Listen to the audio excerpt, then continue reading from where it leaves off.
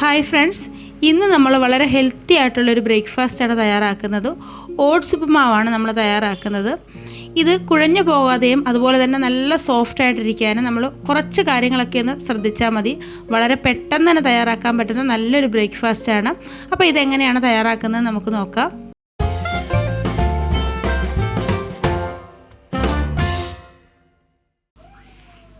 ആദ്യം തന്നെ ഒരു കടായി ഞാൻ അടുപ്പത്ത് വെച്ചിട്ടുണ്ട്. അത് ചെറുതായിട്ടൊന്ന് ചൂടായിട്ട് വരുമ്പോൾ നമുക്കതിലേക്ക് ഓട്സ് ഇട്ട് കൊടുക്കാം. ഞാൻ 1.25 കപ്പ് ഓട്സാണ് എടുത്തിട്ടുള്ളത്. നമ്മൾ ഉപ്മാവ് ഉണ്ടാക്കാൻ എടുക്കുന്ന ഓട്സ് നല്ലതുപോലെ ഒന്ന് ഡ്രൈ റോസ്റ്റ് ചെയ്തെടുക്കണം. അപ്പോൾ ആദ്യം നമ്മൾ ഇതേപോലെ നന്നായിട്ടൊന്ന് ഡ്രൈ റോസ്റ്റ് ചെയ്തെടുക്കുകയാണെങ്കിൽ നമ്മുടെ ഉപ്മാവ് കുഴഞ്ഞു പോകില്ല കേട്ടോ. ഇത് മറക്കാതെ തന്നെ ചെയ്യണം. ഈ ഓട്സൊക്കെ നന്നായിട്ടൊന്ന് ചൂടായിട്ട് വന്നാൽ മതി.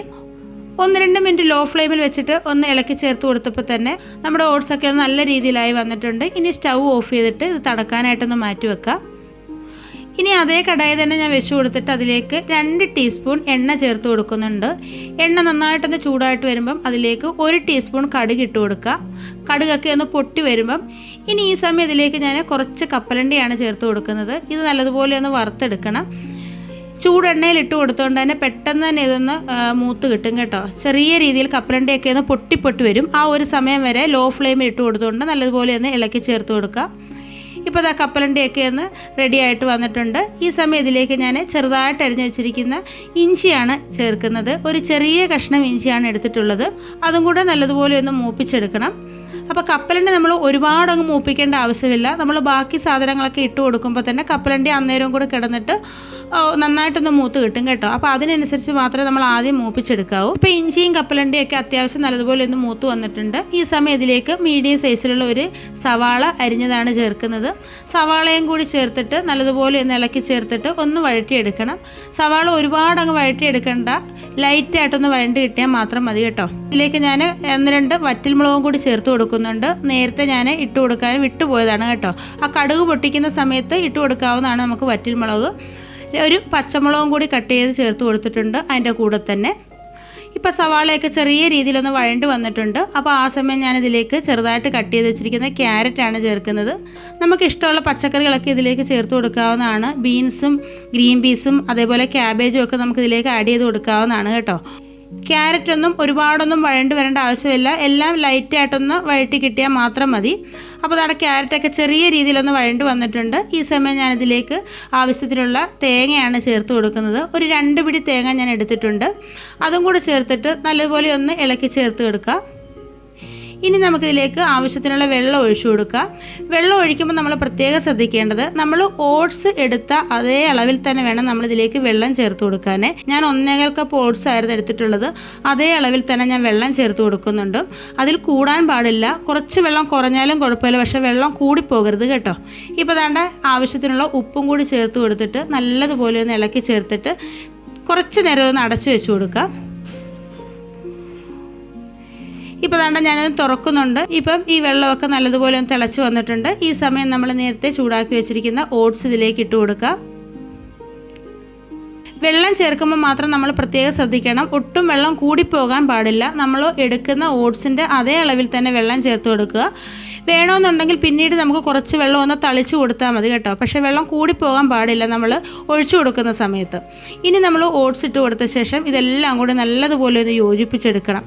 നമ്മൾ ഈ ഒഴിച്ചു കൊടുത്തിട്ടുള്ള വെള്ളമെല്ലാം ഓട്സിലാവുന്ന രീതിയിൽ, ഓട്സ് ഒന്ന് നനഞ്ഞ് കിട്ടുന്ന രീതിയിൽ നന്നായിട്ടൊന്ന് ഇളക്കി ചേർത്ത് കൊടുക്കണം. നമുക്കിത് കാണുമ്പോഴേ ഇത് കുഴഞ്ഞു പോയെന്നൊക്കെ തോന്നും, പക്ഷേ അങ്ങനെയൊന്നുമല്ല. നല്ല കറക്റ്റ് പരുവായിട്ട് കിട്ടും. ഇപ്പോൾ നമ്മൾ ചേർത്ത് കൊടുത്ത ഓട്സ് എല്ലാം കൂടി നല്ല രീതിയിലൊന്ന് ഇളക്കി ചേർത്ത ശേഷം ഞാൻ ഇതുപോലൊന്ന് കൂട്ടി വെച്ചിട്ടുണ്ട്. ഇനി ഇത് അടച്ച് വെച്ചിട്ട് നമുക്ക് 1-2 മിനിറ്റ് ഒന്ന് കുക്ക് ചെയ്യാം. ലോ ഫ്ലെയിമിൽ വെച്ച് വേണം നമ്മളിത് കുക്ക് ചെയ്യാനായിട്ട്. ഇതിൻ്റെ ഇടയ്ക്ക് നമുക്കൊന്ന് തുറന്നിട്ടൊന്ന് ഇളക്കി ചേർത്ത് കൊടുക്കാവുന്നതാണ് കേട്ടോ. ഇപ്പോൾ അതാ കണ്ടില്ലേ, ഒരു 2 മിനിറ്റ് കഴിഞ്ഞപ്പോൾ തന്നെ നമ്മുടെ ഓട്സൊക്കെ ഇതാ ഈ ഒരു രീതിയിലായിട്ടുണ്ട്. ഇതിൻ്റെ ഇടയ്ക്ക് ഞാനൊന്ന് ഇളക്കി ചേർത്തൊന്ന് വെച്ച് കൊടുത്തിട്ടുണ്ടായിരുന്നു കേട്ടോ. അപ്പോൾ അതാണ്ട് നമ്മളിത് ഇളക്കി ചേർക്കുമ്പോൾ തന്നെ അറിയാം എല്ലാം വിട്ട് നല്ല രീതിയിൽ തന്നെ കിട്ടിയിട്ടുണ്ട്. നല്ല സോഫ്റ്റായിട്ട് തന്നെയാണ് കിട്ടിയേക്കുന്നത്.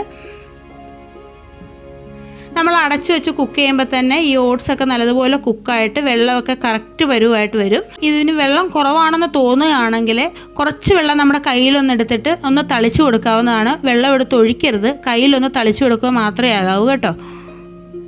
അപ്പോൾ ഇനി ഞാൻ ലാസ്റ്റ് ഇതിലേക്ക് ചേർത്ത് കൊടുക്കുന്നത് കുറച്ച് ക്യാപ്സിക്കമാണ്. ചെറുതായിട്ട് കട്ട് ചെയ്തിരിക്കുന്ന ഒരു ചെറിയ ക്യാപ്സിക്കമാണ് ചേർത്ത് കൊടുക്കുന്നത്. ഇത് ക്യാപ്സിക്കം ആയതുകൊണ്ട് തന്നെയാണ് ഞാൻ ലാസ്റ്റ് ചേർത്ത് കൊടുക്കുന്നത് കേട്ടോ. കാരണം ഇതിനധികം വേവില്ല, ചെറിയ ഒരു ആവി തട്ടിയാൽ തന്നെ പെട്ടെന്ന് വെന്ത് കിട്ടും.